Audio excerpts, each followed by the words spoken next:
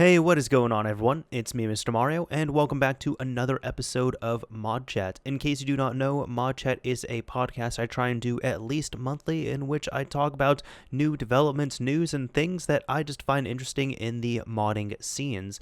Now, ModChat is available in two different ways. It's first available in a video version, in which you can watch this on the Mr. Mario 2011 YouTube channel, as well as a audio-only version, so you can listen to this, well, like a podcast and take it wherever the hell you want to go. Simply look up ModChat, all one word, on your favorite podcasting app or platform, and it will most likely be there in a nice MP3 format.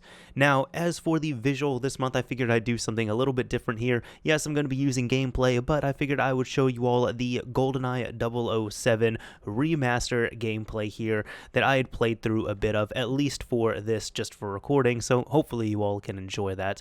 And I do want to talk about it because, man, this episode is going to be full of, well, a whole ton of games. But before we get into that, let's tackle some Switch stuff here. Let's kind of just iron that out first, and then let's really delve into the nitty-gritty game stuff. First of all, I did want to talk about Atmosphere, the custom firmware for the Nintendo Switch. Now, at the moment, this is really the only custom firmware which is actively being developed and worked on, and by that I mean it is the only one that works on the current latest firmware, which is 11.0.2.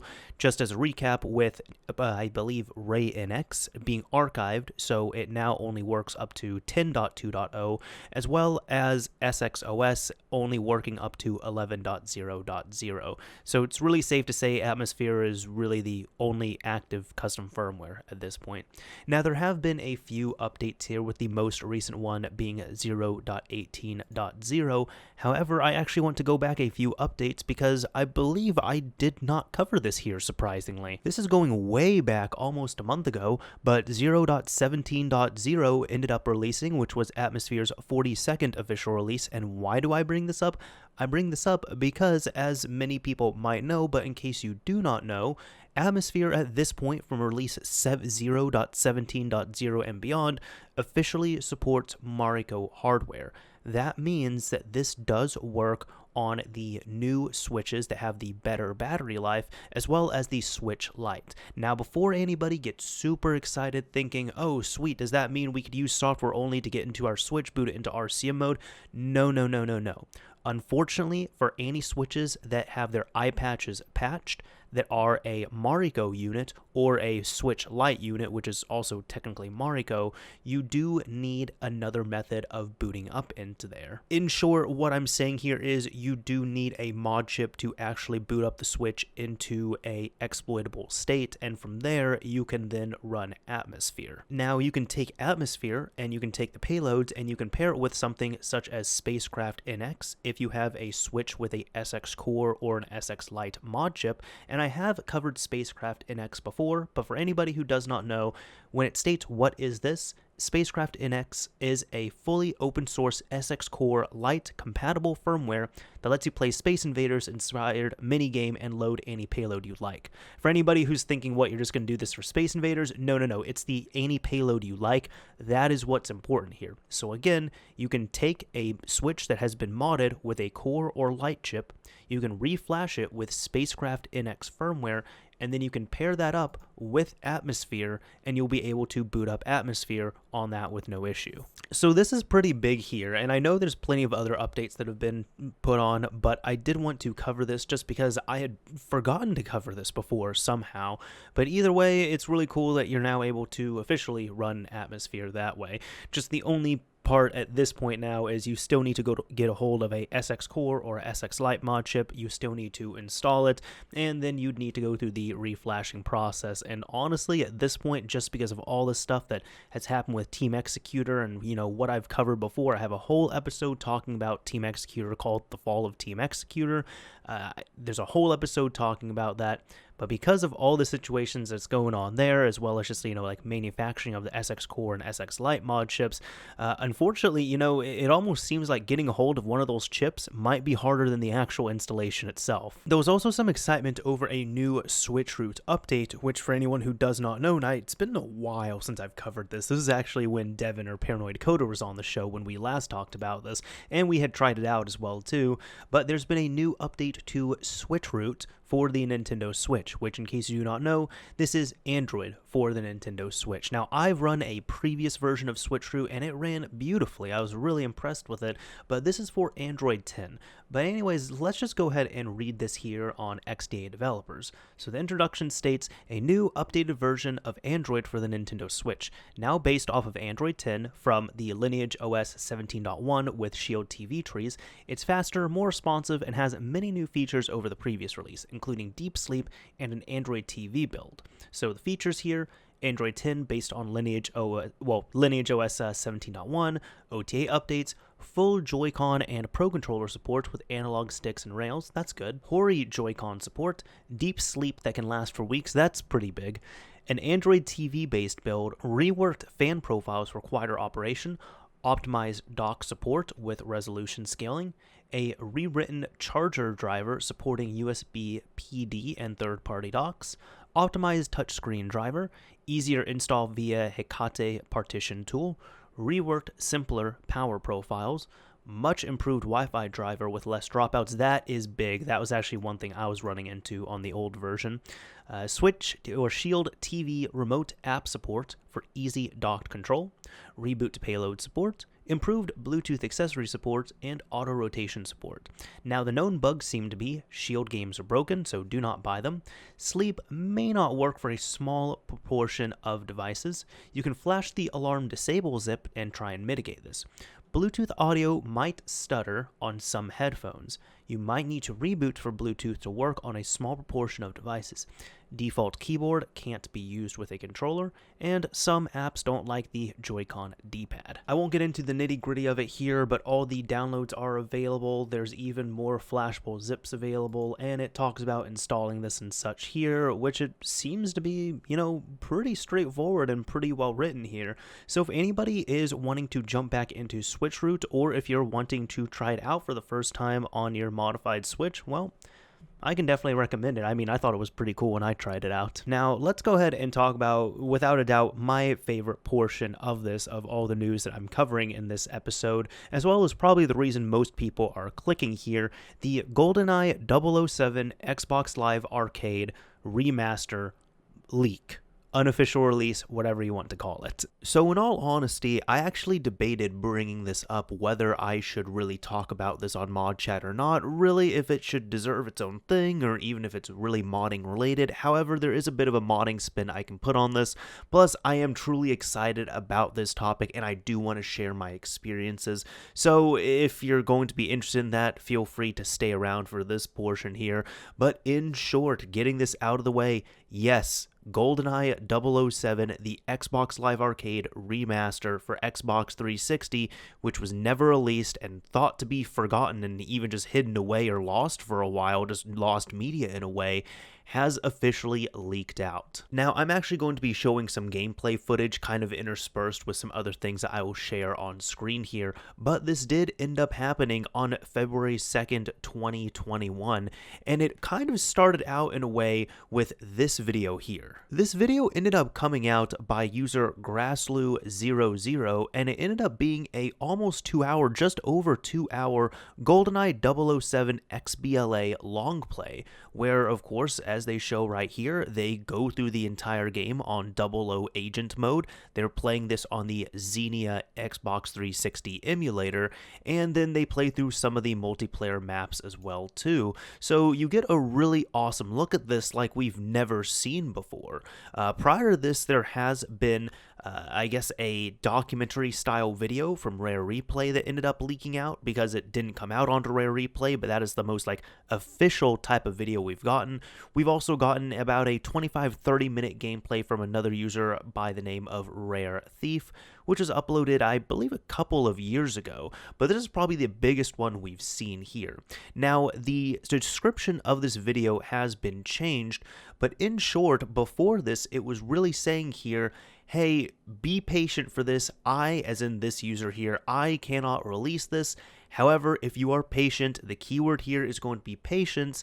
there is possibly going to be a release of this online this year. Now, looking at the date here, this ended up premiering and releasing on January 29th, 2021, and much like many other people, I was thinking, okay, this will be something maybe possibly we'll get later, like way later in the year, and no, February 2nd, just a few days later, we ended up getting this. Now, this is the NFO, or the info file that came with the download of it, and this is just reading it out here a little bit. The info, it says, here's one of the previous versions of Project Bean from PNet for boomers, reversers, preservation, your enjoyment. Used to require a XDK to run, we removed dev kit requirements for modded retail 360s. The hacks that were included here are removed crashing leaderboard from menu and watch, as well as replaced the 16:10 aspect ratio with 21:9. This a lot of people were excited about. There's also some cool addresses they say here if you're wanting to mod up the game. So 00 for debug mode, that would be pressing the left bumper to enable debug mode. A 16:10 float ratio, player for PTR array, and CUR player PTR.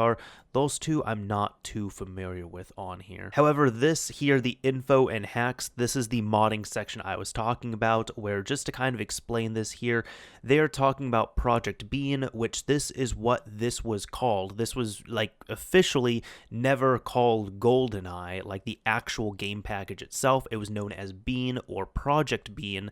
That was just the internal name for it, and I believe probably an internal joke as well too. And when they're talking about PNet, this is from PartnerNet, which on the Xbox 360, PartnerNet was pretty much just the development version of Xbox Live, which if you had a Xbox development kit, you just connected online, you were able to access it and use it and play on there for free. It was meant for testing and for developers. However, the big thing that PNet was really attractive for many people who were getting XDKs who shouldn't have gotten them, is that a lot of developers were uploading their builds of games online. Granted, it was a private network, but we ended up seeing things such as this. This is from Dark Zero, and this is from, 12 years ago, look at this. But Perfect Dark Xbox Live Arcade rumored again via leaked PartnerNet photo. And as you can see right here, we eventually did get an official release of Perfect Dark on the Xbox 360, but you can see that the initial leak of it came from this screenshot from PartnerNet, because that meant that the developers at Rare had ended up uploading a build of Perfect Dark onto PartnerNet, and then other people had pulled it down, they were playing it, they were taking photos, screenshots, all that. There's other games that did not get released on the 360, such as, I believe, Max, The Curse of Brotherhood.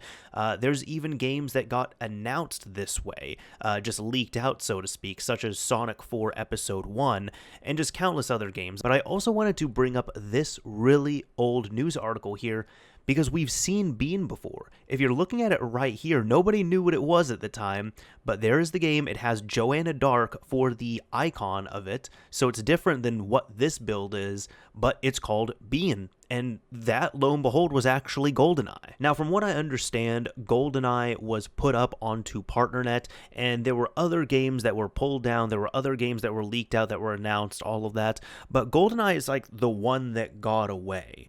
And there are apparently a few people who had it, but they kind of just hoarded it or kept it secret or didn't want to trade it out for whatever reason. But for some reason, it was just this mythical, like this unicorn release, so to speak, that it was up for a little bit of time, and maybe a few people who weren't from Rare or weren't from Microsoft ended up downloading it, and then it was taken off of the network there. So people have been looking for this for, this build was actually compiled and supposed to be released, I would presume here, in 2007 from what I've seen. So for over 13 years at this point, this has not gone public. Now, much like the Master Chief Collection, this was actually going to have, and it does have, a toggle between old graphics and remastered graphics, where you just end up tapping the right bumper on the controller and are able to switch between the two. And it's so jarring to see that, because most people, I'm sure, are going to look at the graphics and be like, oh, yeah, this is pretty much how I remember it, and then no, you see how it looked before, and oh my god, it is a huge jump, a huge difference. Now, from what I've read, from what I've seen, there's been at least two big reasons that this game never came out. The first reason was due to Nintendo. Now, you gotta keep in mind that back in 2007, this was the Wii, the PS3, the Xbox 360. Now, this game was being developed obviously here for Xbox 360 and was going to release on Xbox Live Arcade. And from what I have heard from other stories, this was supposed to be on the Wii as well too, and Microsoft was trying to work with Nintendo on this and even saying, look, I mean, we'll bankroll the operation, we just want the rights to get this game out there. And from what I understand, Nintendo were the ones who held it back that time around because they said essentially it was a parity issue. Not parody as in haha funny, parity, as in there was a major platform difference. You see, you're looking at the footage here and it looks crisp, clean, beautiful, it's running in HD, it has these lovely textures, it's 60 frames per second. You wouldn't have gotten this on the Wii. The Wii was capable of outputting at 480p, it wouldn't have looked the same, probably would not have played the same, and Nintendo was saying, well, our version is objectively going to look and play worse than the Xbox 360 version for a game that people think is ours because it was in 64 exclusive. So because of that parity issue, Nintendo were the ones who said, no, we don't want it out there. Well, check this out. There was a re-upload of this rare replay, the making of GoldenEye 007, and this was a giant making of video. It's about 25 minutes. It's completely worth watching, and this was not released, and it had to get leaked out as well too about a year or two ago because obviously this game never made it onto Rare Replay. Now, Rare Replay ended up releasing in 2015, I believe, and to me, it looks like they obviously went through the effort of recording this, of talking about all this, of getting all these interviews and compiling this really great interview official from Rare, because Rare was planning on hoping to release GoldenEye 007 Xbox Live Arcade for the first time on Rare Replay, which would have made it sell gangbusters. Unfortunately, from what Grassloo00 has said, and if this is to be believed, this time around, the people who were blocking it ended up being the movie company, EON and MGM. They're the ones who were mainly holding on to the Bond license here, and they were the ones who really just kind of blocked a release of it because they don't want this exact game to come out. They want a newer version of it, so to speak, because from what I understand, there's certain music you can't use in Bond games. There's certain things you can't do. If you release a Bond game, when it comes out, it has to be using the current Bond. So obviously that would not work here for GoldenEye 007. And we've seen it before. I know GoldenEye Rogue Agent came out, which it seems like nobody talks about, and I've personally never played it. And then there was that GoldenEye 007 Reloaded, which came out on Wii, PS3, and 360, which is, quite honestly, one of the most forgettable games I have ever played. I'm not going to say it was good or bad, I'm just going to say I really don't remember much of it aside from the final level. Now, ironically, because it seems like, if this is to be believed, that the Bond license is held so stringently, that probably, maybe that also contributes to the fact that we haven't really seen a Bond game as big or maybe as good or even as talked about as GoldenEye 007. Because if you watch the Rare Replay documentary, my God, and I mean this in the most respectful way possible, they did everything wrong with GoldenEye 007.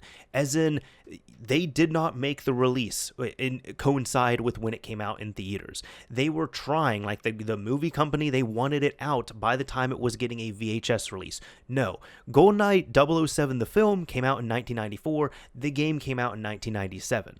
When the game came out, I believe it was Kevin Loeb who ended up saying, hey, I want to send 20 copies of this game for free to every Blockbuster. We'll send 20 copies to every Blockbuster. If they don't like the game, they can send it back. And he said he pushed for it, but they ended up sending out 20 copies of this game for free to rent to every Blockbuster, and none of the copies came back. And what did that result in? That resulted in being a classic game that is hailed for generations at this point and is still remembered fondly. That resulted in major sales, as in the game was sold out in Christmas of 97. It outsold Christmas of 97 in 98, and then it outsold Christmas of 97 and 98 sales combined in Christmas of 99. I missed out on it in the 90s. I actually ended up picking up a N64 with GoldenEye 007 in maybe 2003 or so. And even then, like years later, I picked that up because my friends on the playground were talking about it and just thought this game was cool and, funny. And it was really, look, facility took place in a bathroom. We were in elementary school. We thought that was funny. Now, at this point, I really just wanted to come on here and have a good excuse to talk about GoldenEye because I did not realize how much I truly loved this game here. Now, I got incredibly excited when this came online, and you know what? I'm even going to put this clip in here. This is a clip that I had shown a friend when I was trying it out on my 360 for the first time to make sure that it really was the real deal. I haven't tried this yet. Let's see. Come on.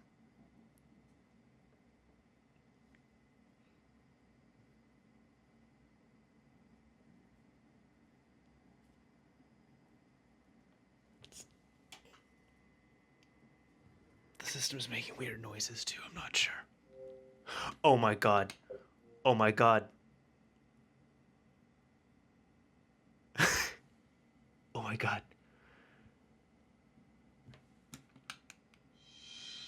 Oh my god.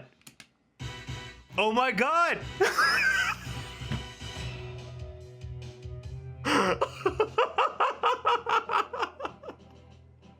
Oh my god, this is it! Oh my god. So there we go. Yeah, that was my pure reaction right there. Not trying to act, not trying to play it up or anything. That was my true reaction. At this point, I've really gotten to sink my teeth into it. I've really had a lot of fun with this here, and I have to say, this is probably, granted, we're only 2 months into this year, but this is the greatest thing I've played this year. This is what's been on my mind. Like during the day, I've been listening to the GoldenEye soundtrack because the music still absolutely slaps. And then in evenings, I'm playing GoldenEye. I'm having a lot of fun with this. Unfortunately, when it comes to multiplayer, I haven't tried that because, well, social distancing and everything. So I haven't had anyone for local multiplayer.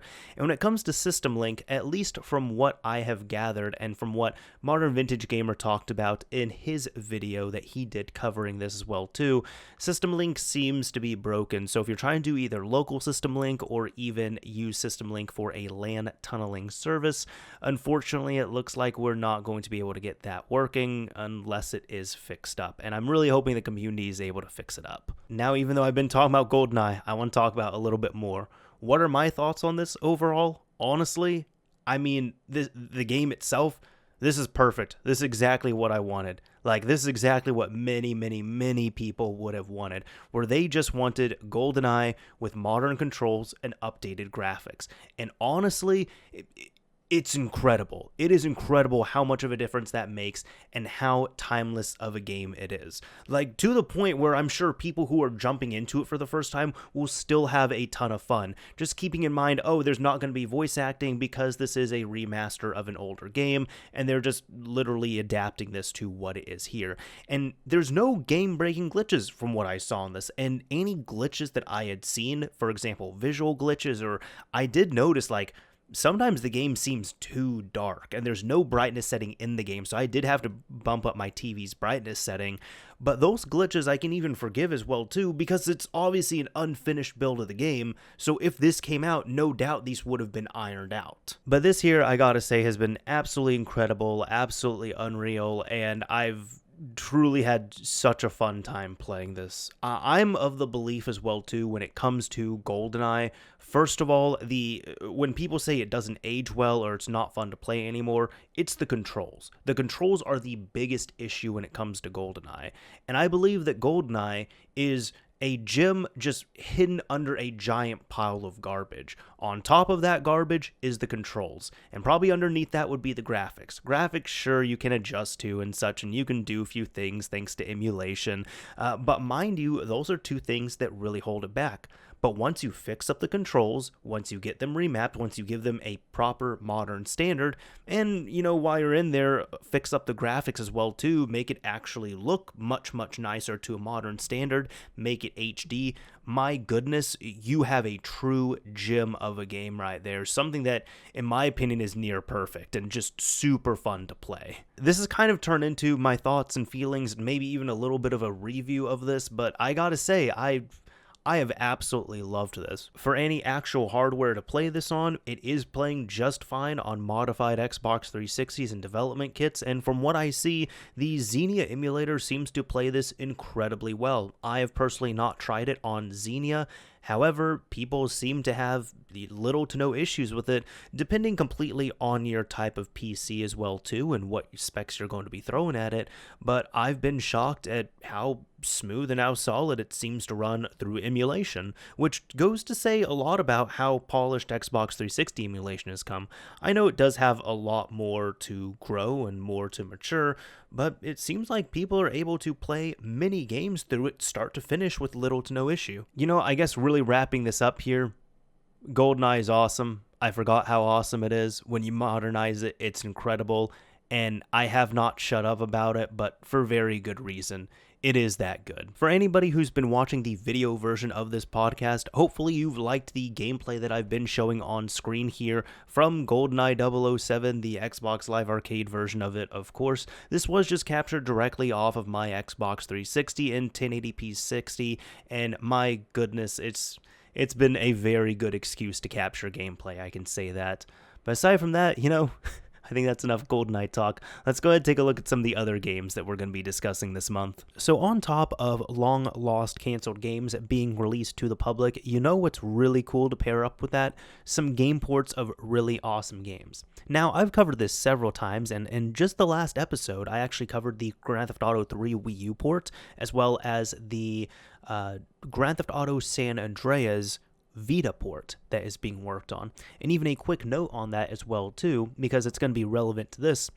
I'd even asked on that last episode why people might think that the Android port was being used for the basis of the Vita port.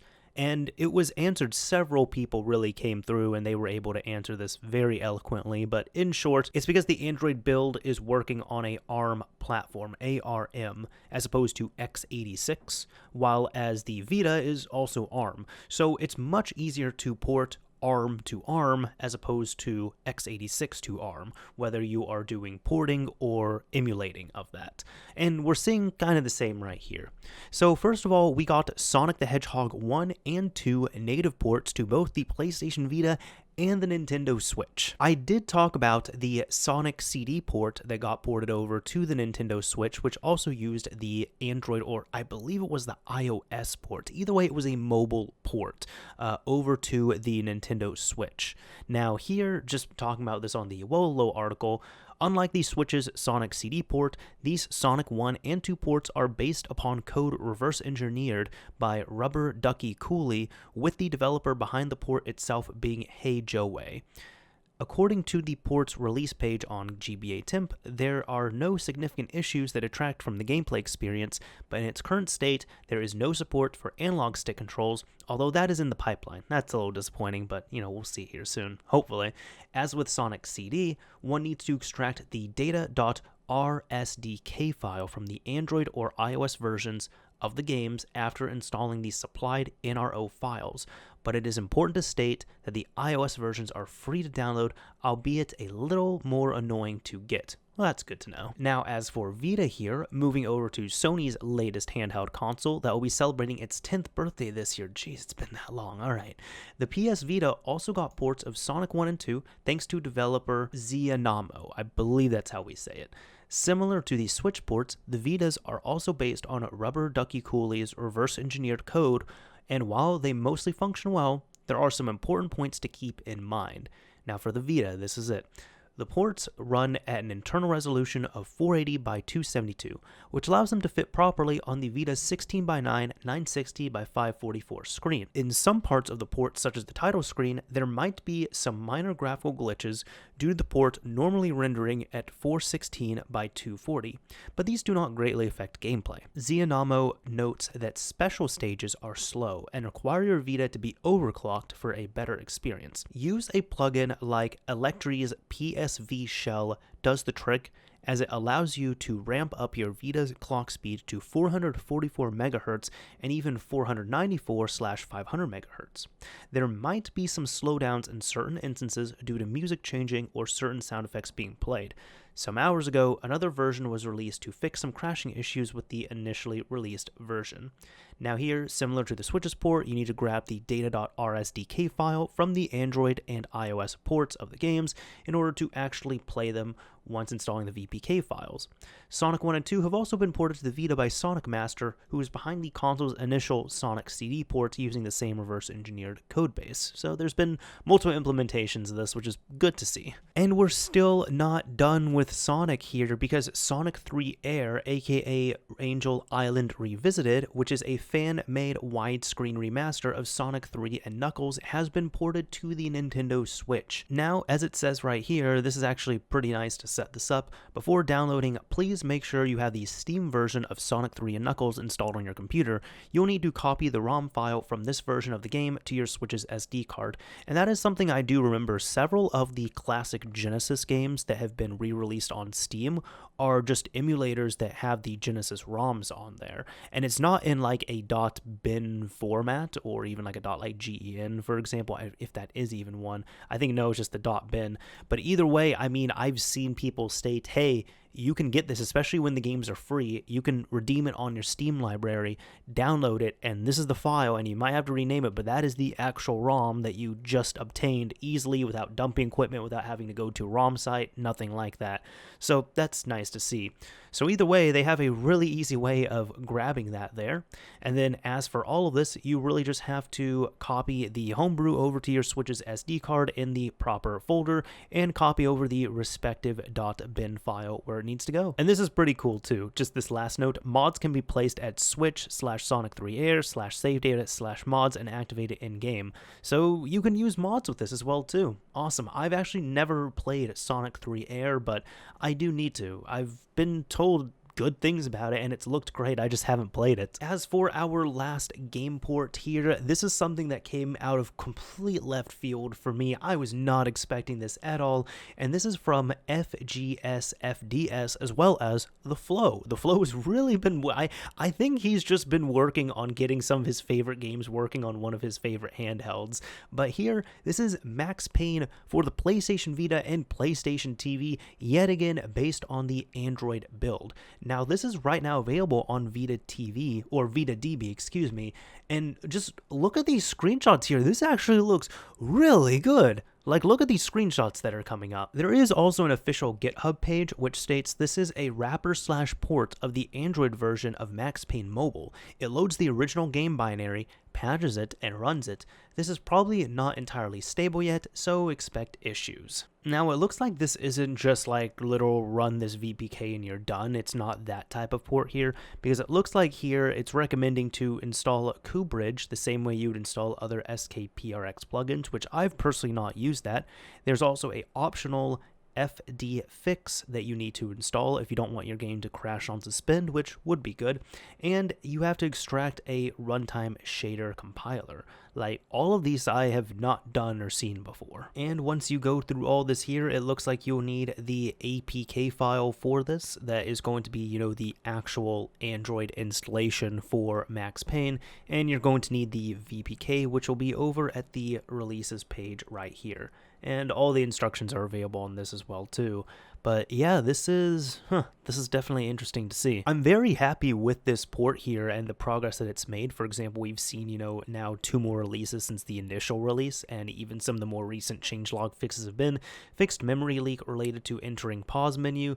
Game will now look for files in UMA0, IMC0 in addition to UX0, and the game now checks if data files and KubeBridge are present and shows an error screen if it can't find something, so that is really needed there. And now the touchscreen are mapped to L1, R1 instead of L3, R3, since the game doesn't read L3 and R3. This is definitely a lot more than I typically see for setting up a game port. However, it's still really awesome to see nonetheless, so I do need to give this a shot. There's just been, you know, there's been a lot of GoldenEye, alright, recently. There's been a lot of GoldenEye that's been played. Alright, and we haven't done one of these in a bit, it seems, but typically I like to find something modding related that is kind of cool or weird or quirky and what have you, and throw it in at the end here. So for this, I figured I would share this little thread here on Twitter, in which ThomasNet_MC had said, Nintendo is preparing a big multiplayer overhaul, probably for games in development in 2020.